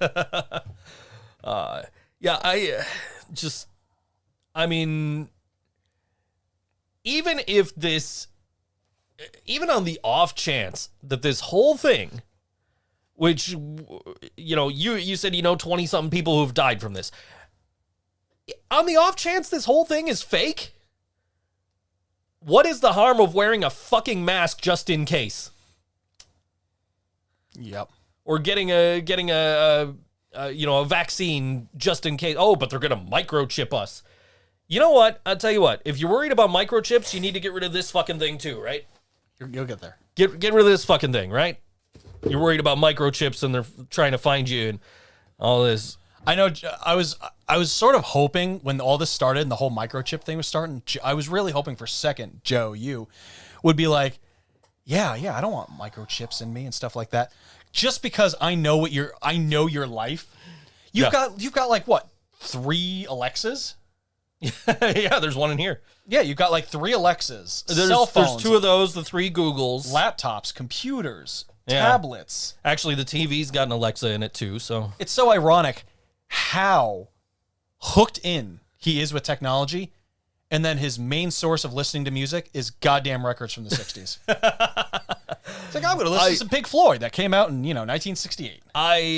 You're a bad influence on me, Brian. You know this. You're not the only one. So You're not the only one who says that. So it's down to you and Karina and Allison because, like, you were on the vinyl train way before I jumped on. I had some vinyl, but I didn't have anything to listen to it on. And then Allison Karina's sister gave me like 3 records. And I'm just sitting here. I got all these records, nothing to listen to them on. And then Karina and Allison bought me a record player. And I'm just like, oh, okay, cool. I'm going to listen to Master of Puppets now. And I listened to Master of Puppets and I heard Sanitarium on vinyl for the first time. And I'm like, I just heard this song for the first time. I've heard this song for the past 20-something years that I've been listening to heavy metal and been a Metallica fan, but I just heard this song for the first time. And that was like, I need to buy the Black Album now so I can hear The Unforgiven. I still have not taken the shrink wrap off my Black Album. Really? I literally just have it because I'm like, I have everything. I like One. I like the song One, hence the only reason I have Injustice for All. Yeah. So I was like, well, I like Of Wolf and Men, and I like Unforgiven, but there's everything. The whole Black Album's so overplayed for me by the time I got into music. I was like, fuck it. My favorite thing, I can listen to vinyl every day, a different vinyl every day for a year, and then some. My favorite thing in my entire collection here is the song To Live Is To Die on Injustice for All, which is a mostly instrumental track. There's a spoken word part. There is a part where all the instrumentation drops out except for one guitar playing this little doodle or whatever. And it is the most beautiful piece of music in this entire collection. That was the intro to Battery from Master of Puppets on vinyl when I first heard that. I'm so different from you when it comes to how I got into Metallica. And we're completely different on what Metallica we like. We were just discussing Saint Anger again the other day because Todd in the Shadows, on YouTube, did a fuck that guy. Did a Train Records episode on Saint Anger, and everybody in the comments like, now do Chinese Democracy. I'm like, fuck you. Chinese Democracy is a great album. And Saint Anger is not my favorite Metallica album. It's not my least favorite Metallica album. It's down there, but it's not my least favorite. That honor goes to Reload. So Reload your least favorite Metallica album? if I were going to sit here and say I want to listen to Metallica, and I'm gonna look at the shelf, like which album do I want to pick? Reload's the last one I go for. And Justice for All for me. Justice is my first. Justice is last for me, and that I'm not counting Garage Days or Sure. Garage Days Revisited or any of that stuff. Fair enough. When it comes to just their studio albums, the last one is probably I think it's going to be Injustice, and then the next second to last is the Black Album. I think if we're counting Garage Days, the last one I would go for is the 598 Garage Days. Yeah, because that is one side on Garage Inc. Yeah, and honestly, that's the only reason I don't have that. Yeah, no, record. you had asked me that, and I told you no. That's literally one side of this 3-disc album. Yeah. But yeah, I would go for Justice first, and I would go for Reload last, and Saint Anger would be like second to last. Kevin finds it unlistenable. I've always maintained that if you cut off the title track and Frantic, the first two songs, get rid of those, and there's like another song later on in the album. I think it's Invisible Kid, but that song's I can take or leave. But if you get rid of like 3 songs off that album, it's a great album. Like The Unnamed Feeling is just the most aside from the Outlaw Torn Off Load, The Unnamed Feeling is the most underrated Metallica song. I can see that. In my opinion, there's as a Metallica fan, to bring it back to our earlier conversation, Outlaw Torn is nothing like Metallica, and everyone sort of just puts it off to the side for the most part. Sure, it's the same thing. It's Metallica. What I love about Metallica, and I didn't realize this till I was in my 20s when I started watching, because like I grew up. By the time I got into music, it was already the early 2000s, and everyone's like, "Oh yeah, well, Green Day are just a bunch of sellouts," and I'm like. Well, by that time, I was already listening to Waiting and International Superhits. So I was like, well, International Superhits has all their hits on it. And I'm like, what do you mean they're sellouts? All this is really good. Because I didn't know any of their pre-Interscope days. I think it was Interscope or Geffen or whatever. But I was like, oh, well, I don't know. But then you hear, and then the whole Metallica thing is like, oh, well, they sold out. And I'm like, really? Because if you listen to every interview they've ever had when they're not completely shit fucked out of their mind from booze, this is really exactly what I would expect Metallica to do. To go, hey, we're bored. Well, let's try something different. Did you ever see their Behind the Music? Yes. There's this scene in Metallica's Behind the Music where it's Jason Newsted, because he was still in the band at the time, and he's like, did we sell out? Yeah, we sold out every fucking show we've ever played. And it's just like, true. Yep. It's fucking true. But yeah, I'd say Saint Anger and Master of Puppets are like my 1 and 2. And they were because the first time I ever heard Welcome Home Sanitarium, which is the first Master of Puppets track I ever heard, it was Limp Bizkit playing it. Okay, and let's be completely 100% clear here. Limp Bizkit does a fantastic fucking version of that song. I thought they did a better version than Korn did One. I still like Korn's version of One. I agree. But I think Limp Bizkit did it better. And it's honestly because Mike Smith couldn't play any of the solo lead parts. I think... like out of that whole Metallica icon, like Sum 41 did a great job. Yeah, that was a really good job. Limp Bizkit did a great job. Snoop Dogg sucked. That wasn't his fault though. No, it's just like that's not Snoop Dogg's style to do. So like it was just a bad idea to have him try anyway. But Korn was pretty okay. I think that was a bonus track on like Take a Look in the Mirror or something like that. Yeah. Or Untouchables, one of the two of them. And then there was Avril Lavigne. She killed Fuel. I still love that version of Fuel. And every Metallica fan I know says it's terrible. And I'm like, the guitar's great. I learned how to play the guitar parts through there because since there were 2 guitars pretty much playing the exact same thing. Yeah. Every time you saw the band, I could watch their fingers. And I was like, oh, okay, this is great. Good way to learn.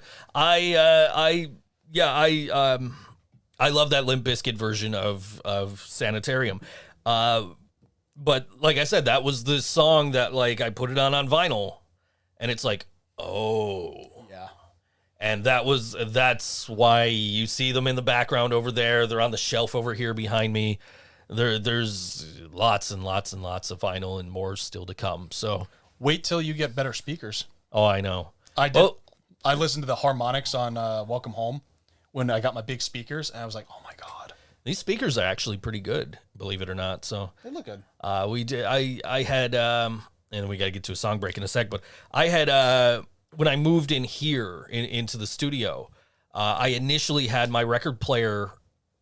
I had a desk with like shelves, and I put the record player on like a pull-out shelf, and had it hooked into my studio monitors.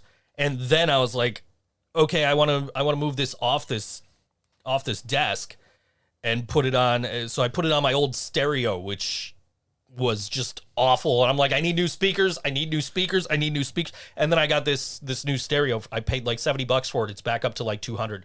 Ouch. So I got a good deal on it. But anyway, we're going to play another song from your new album here.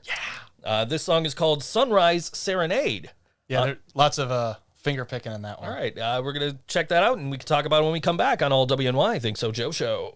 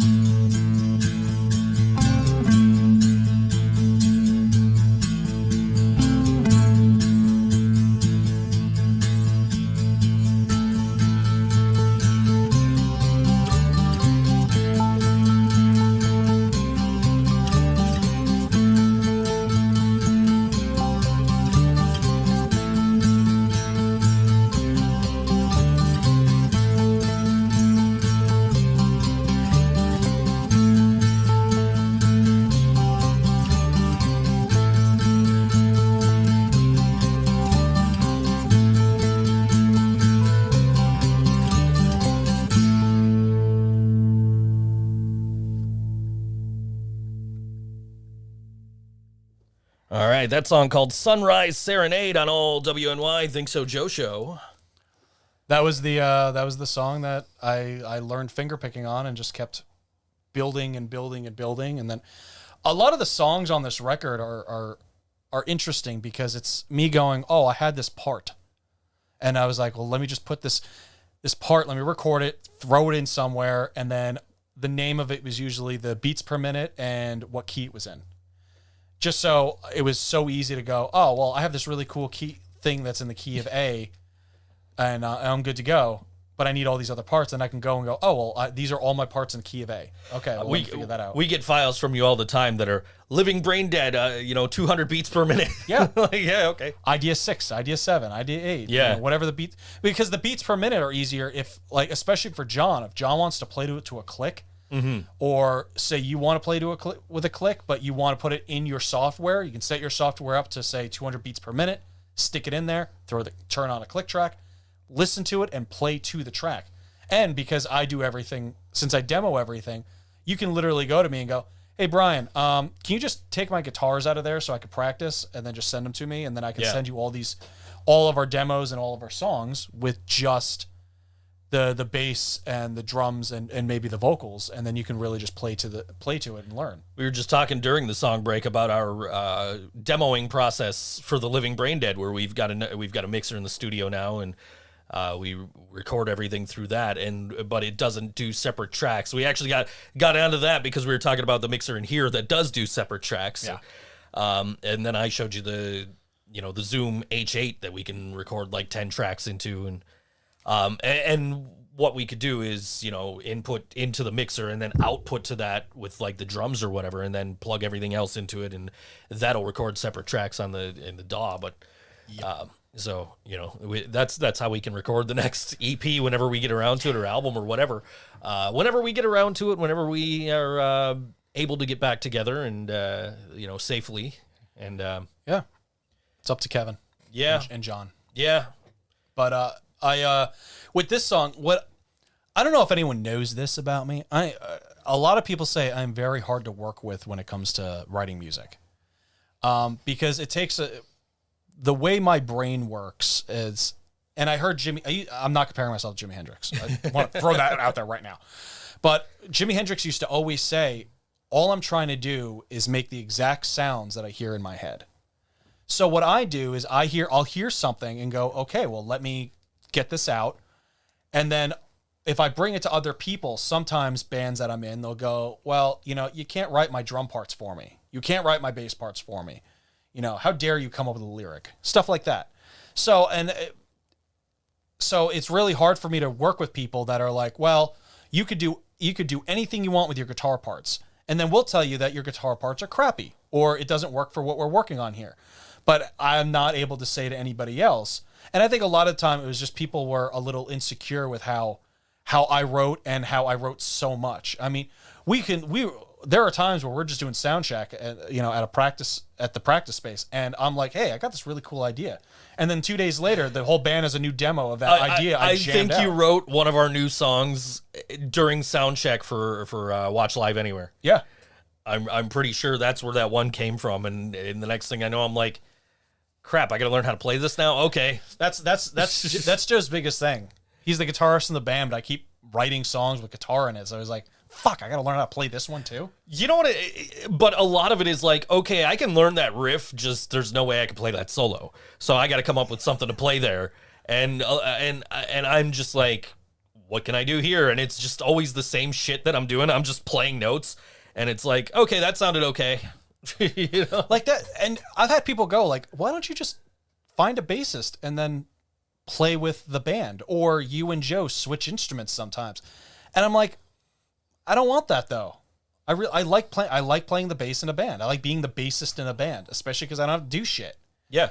I joined the fucking band and going, well, I don't have to write anything. I just literally have to play.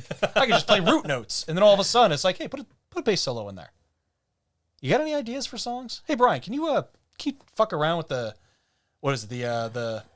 structure of a song? And then and then we got John, and then all of a sudden I'm like, hey, here's a demo. It's crazy how different our writing processes are like, you'll come up with a riff and you'll write a whole song and you'll have a demo fully recorded for us in like 2 or 3 days. Me, I'm just like, I got this idea for a riff. And then I come in and like, I'm like, yeah, this is what I've been messing with. And you're like, okay, what if we do this? What if we do that? What if we do this? And you like add to it, and it's like, okay, cool. And then it becomes a song. So that's how like OK Boomer came about, right? Like, yeah, okay. And OK Boomer, I think, is one of my favorite tunes because it really was a full band thing. It was a full like, hey, let's talk to Kevin and see how Kevin feels about this. And then it was like, and then when we had Ghetto Steve in the band, he did his own little flair to it. But then when he left and we got John like completely changed the feel of the song, but it felt really nice and straightforward. And what I've learned with bands is if you have like one person that's really sort of out there and crazy, a lot of the other band members can't be outgoing and crazy.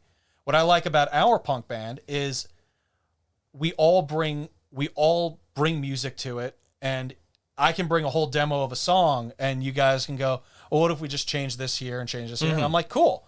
Because that's how I don't like going into writing sessions with nothing. And that was the difference with this with this album that I'm supposed to be promoting, but all I'm doing is talking about our band. Which is I didn't have anything. And I really just wanted to see what would happen if I didn't have anything. So what you hear is me going, like, a great example is the last song, Sunrise Serenade. I've had that finger picking part for years, probably close to 10 years.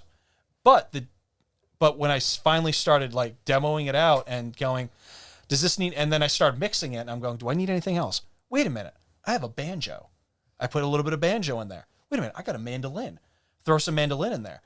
Ironically, there was originally no acoustic guitar in there. It was all simulators because I use one of the things I use is called a Kemper amp, and they have acoustic simulators built into it. So I was using all these different electric guitars with humbuckers or single coils, Strats, Les Pauls, hollow bodies, and using all these different. Like there's one that's the Hotel California, some guy, and it sounds exactly like Hotel California. So it's in there. And it's actually one of the tracks titled Hotel California Acoustic Sim. So I know exactly if I need to redo it, what it is. But I was like, okay, well, how can I keep making this better and keep making this better? And after a while, I was like, okay. And it was sort of weird because I worked with myself.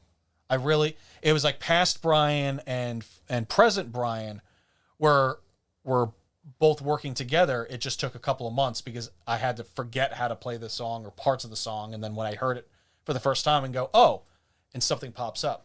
Kevin, by the way, thank you for saying you love my bass solos.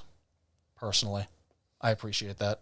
I'm not a bassist, so every time someone goes, hey, I like your bass work, it just makes me go, yeah. That's why we don't switch instruments, is because I can't play his bass solos. I probably could. I just don't. Yeah, my bass solos aren't hard. No, I'm not a great guitarist. Like, I think people forget that. I'm not a really good guitarist. I think I'm pretty good at finding something that strikes an emotional chord into people. I think that's the only it. I'm not a great songwriter. For me, like, I know I'm not a great songwriter or a great guitarist. I don't know shit about about music theory. And so, like, I see you come in with an idea, and it's like, ooh, okay. Why didn't I wish I could have thought of that. So yeah, but there's songs that you do, and that's, again, why I like our band, because there are songs I will bring in, like, this more of a mainstream punk aesthetic to things, because look at the bands I love. I love Pennywise. I love Green Day. I love Blink-182. I love Sum 41. All these are punk bands that have other influences, but are still in that general sort of pop dynamic of things. Pennywise a little less so, but that's why I love going to the record store with you, is because you'll see a punk album, and you know what I listen to. You know the bands I listen to, and you'll see a punk album that you like, and you'll be like, yo, you need this. Yeah. The War on Women album is really good, and you gave me through the what the fuck is that, Sound City. Oh yeah, the sound yeah. You threw that on my pile one day. I'm like, all right, I guess I'm buying The this. Sound City reel on reel soundtrack. Yeah, like you and I will go to the record store and be like, hey, aren't you looking for this? Or hey, you'll like this. And that's why I like going to the record store with you, is because I'll come home with something I would have never thought to get. That's exactly how a record store's supposed to be, though. I never got that from a record store. I got it from the CD store with a buddy of mine. Sure. But after I got married and had kids, every time I go to a record store, I'd just be by myself and usually be like when I first started going to the record store up here, it was me and like all these guys in their like 60s going like, hey, do you have that Herb Albert and the Tijuana Brass Band record or something like that? And there weren't a lot of people going, hey, do you have the new Metallica? I never heard that often. So then you and I started coming, and we're good to go. So I mean, like, Yeah, but even if I go to a record store by myself, like if I'm flipping through like the used bin, like that's the one thing you'll always see me do if I go to a record store is I'm in the new used section. Like the stuff that just came in, I'm flipping through that. Like what might be good out of this? And that's how I end up with stuff like the Pretenders and the Stray Cats, and like all these Billy Joel records I have now is like I wouldn't have bought this shit if I was, just sitting here doing nothing, like sitting here trying to buy online. I did just buy Living Color Vivid off some dude on Discogs, but I got a Living Color. If you're interested in it, I may sell it. I'm not sure. I haven't been listening to it. It's got Cult of Personality on it. That's Vivid. That's okay. what Then never mind. Okay, I didn't know. I was wearing a CM Punk T-shirt the other day. I call it. It's the week before WrestleMania, so for me, it's wrestling T-shirt week, and I'm like wearing a CM Punk T-shirt, and I'm like, I need to hear Cult of Personality. So I listened to it while I was taking a shower, and then I'm like, I need to buy this record. And I went on Discogs and I bought it. But like the experience of going to a record store and flipping through and like, just going in with no intent of what you want. Yeah. Is kind of like thrilling because it's like, okay, like what's in here? Ooh, I don't have this. I like this one song on here. Let me buy it. It's like hunting humans. It's the thrill of the chase. Basically, yeah. That's why I hunt humans. You gotta do it. Yeah. Like when we went to the day after they opened the transit store, I'm flipping. You're like, "What's your budget?" Yeah. which is a running joke because I always go over budget, always.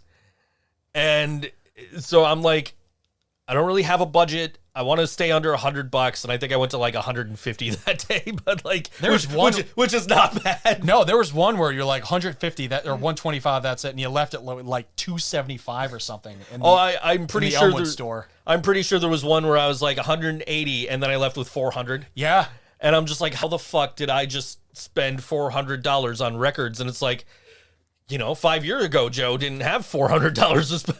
What I love is that's what I used to do. And then the second I started bringing Joe, all of a sudden I was like, well, I'm going to rein back a little because now I'm able to watch me, but not me, go over budget $300. I'm like, but you're also, or you were, I don't know what you're at now because I know you sold off a bunch of stuff, but you were at like 1,000 records.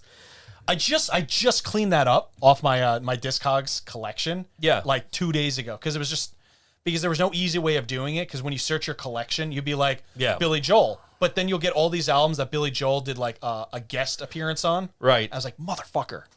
Let me see. I'll get you the number on my collection. 374 is what I've got right now. I don't want to tell you.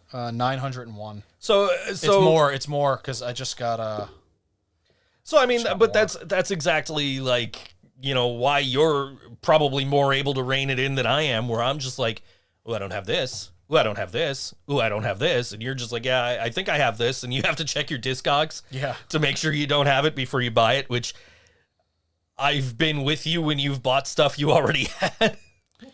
A few fucking times. I've got records from you because you had 2 of them. Yeah. You're just like, do you want this Prophets of Rage record? I'm like, yes. Yes, I do. Thank God, because nobody else fucking wanted it. And then they broke up. Matter. So. It's a good album. It is. They just broke up though. So yeah. I just got the Tom Morello album, his solo album, finally. But it's got Bass Nectar on it, who apparently is now getting in trouble because he's trafficking children. So sort of sucks. Kevin's got like 25 records. Yeah, but they're probably records that you listen to often. I've got 901 records. You know how many I listen to? I listen to like one on average, one record a day. Do you get to a point where you're just like, you have so many records, you're like, what do I want to listen to? Yeah. And then you're like, you know what? I'm just going to use the Discogs random. And then you hit random and you're like, nah, I don't want to listen to that one. Yeah. I do that all the time. Well, I have almost 400 records and I'm just like, what do I want to listen to? And I'll be like, Discogs, tell me what I want to listen to. And it's like, you want to listen to, what the fuck's the guy's name? Neil Diamond. And I'm like, no, the fuck, I don't want to listen to Neil Diamond. Like, I don't even know why I still have these Neil Diamond records. Like, because you got them for free, sort of. I got them at like a thrift store, yeah. Like, I probably paid $1.50 for each of them. Yeah, like my biggest issue is I'm just trying to figure out my top 5 or 10 favorite albums because then I can work off of that because it's so eclectic. Like Graceland from Paul Simon's in my top 5. Metallica, Saint Anger is in my top 5 or 10. I'm not sure. Mm-hmm. Blink-182, the Mark, Tom, and Travis show. It's one of the greatest live albums I've ever heard in my life. And so that's in there. So is the Untitled record from Blink, because it changed me a lot. So, but at the same time, you're like, well, you don't really want to listen to something like that all the time. So then I'm trying to figure out, like, what other stuff would I listen to? And then I've also got the problem of, like, the lack of space. So, like, I have to reconfigure my studio for everything I do. So I have to reconfigure it for the podcast, which is different than how it's configured for my Twitch streams, which is different from how it's configured for things you might not know, which is different from how it's configured for voiceover. And it's different from how I would have to configure for records, because I've got records up against the wall there. So I got to get into that space to get to, like, A through G and whatever's under that. And then there's more records back behind me, behind the banner, that no one can ever see. But I used to have a tripod that light that's up there was on, and now I have a light stand, so now I can actually get to those. So now it's like, okay, I can play these records more often now, which is like R through various. Nice. R through various. Yeah. I have one that's comps for compilations. Then I have soundtracks. Then I have classical. I used to have comedy, but I just sold all my comedy records. I was like, I'm not going to listen to this. So just because I have all of Cheech and Chong and George Carlin, I'm not going to listen to these. I know all these bits by heart now, so I'm just going to get rid of these. Kevin says, let me know if you end up with duplicates. So I have Metallica Ride the Lightning twice, and I have Green Day Insomniac twice, and I have the Platter's Greatest Hits twice. Weird. Well, the Metallica Ride the Lightning, the original one I had, was a German bootleg that was meant to look like the French pressing that was misprinted. Yeah. And then I was like, you know what? I've got all the rest of the Metallica albums. I might as well buy Ride the Lightning, like a proper copy of Ride the Lightning, because I have all the rest. And I had like a huge, it was like their Black Friday sale or some shit like that. So I was like, let me get this. Actually, I think I had a discount. They were giving discounts to all the Vinyl Club members. So like, let me get this. So now I have 2 copies of that album. And then the Green Day Insomniac was, okay, I have Green Day Insomniac, but I want this 25th anniversary collection, which is just Insomniac, and it's got the foil cover, and it's got the Live in Prague stuff. But the Platter's Greatest Hits, when I bought it the first time, I didn't realize it was unopened. And I'm like, man, I really can't bring myself to open this. Even though I know it's not worth anything, like sealed, I'm like, I can't bring myself to open this. And then I finally saw another copy somewhere. I'm like, buying it now. Yeah, I think I've gotten rid of most of my duplicates. I have a Bengals duplicate, only because, and a Pat Benatar one, and a Blondie one. And they're all for the same reason. I got them because the original copies I had weren't the best, and I just haven't had a chance to listen to make sure that the new copies are better than the last. Fair enough. But I only got 3 minutes, so I will keep this short and sweet. Lee Muller, A Victim of Physics. You can purchase it this coming Friday, April 9th. I believe it goes live on midnight on Friday. And it's 12 songs. It's a mix of, there's no vocals. It's I think you figured this out. I hope you figured this out by the last 3 songs. No vocals. It is all instrumental, ambient, experimental type stuff. I think there's at least a song or track in there for almost anybody in the world who likes music of any kind. I think there's some stuff in there that even jazz people would like. You can purchase it anywhere you get your digital music. And if you want a limited edition physical CD release that is going to have art, it's a jacket, it's everything. And you may get something special with it. I'm not going to tell you what, but you may get something special with it.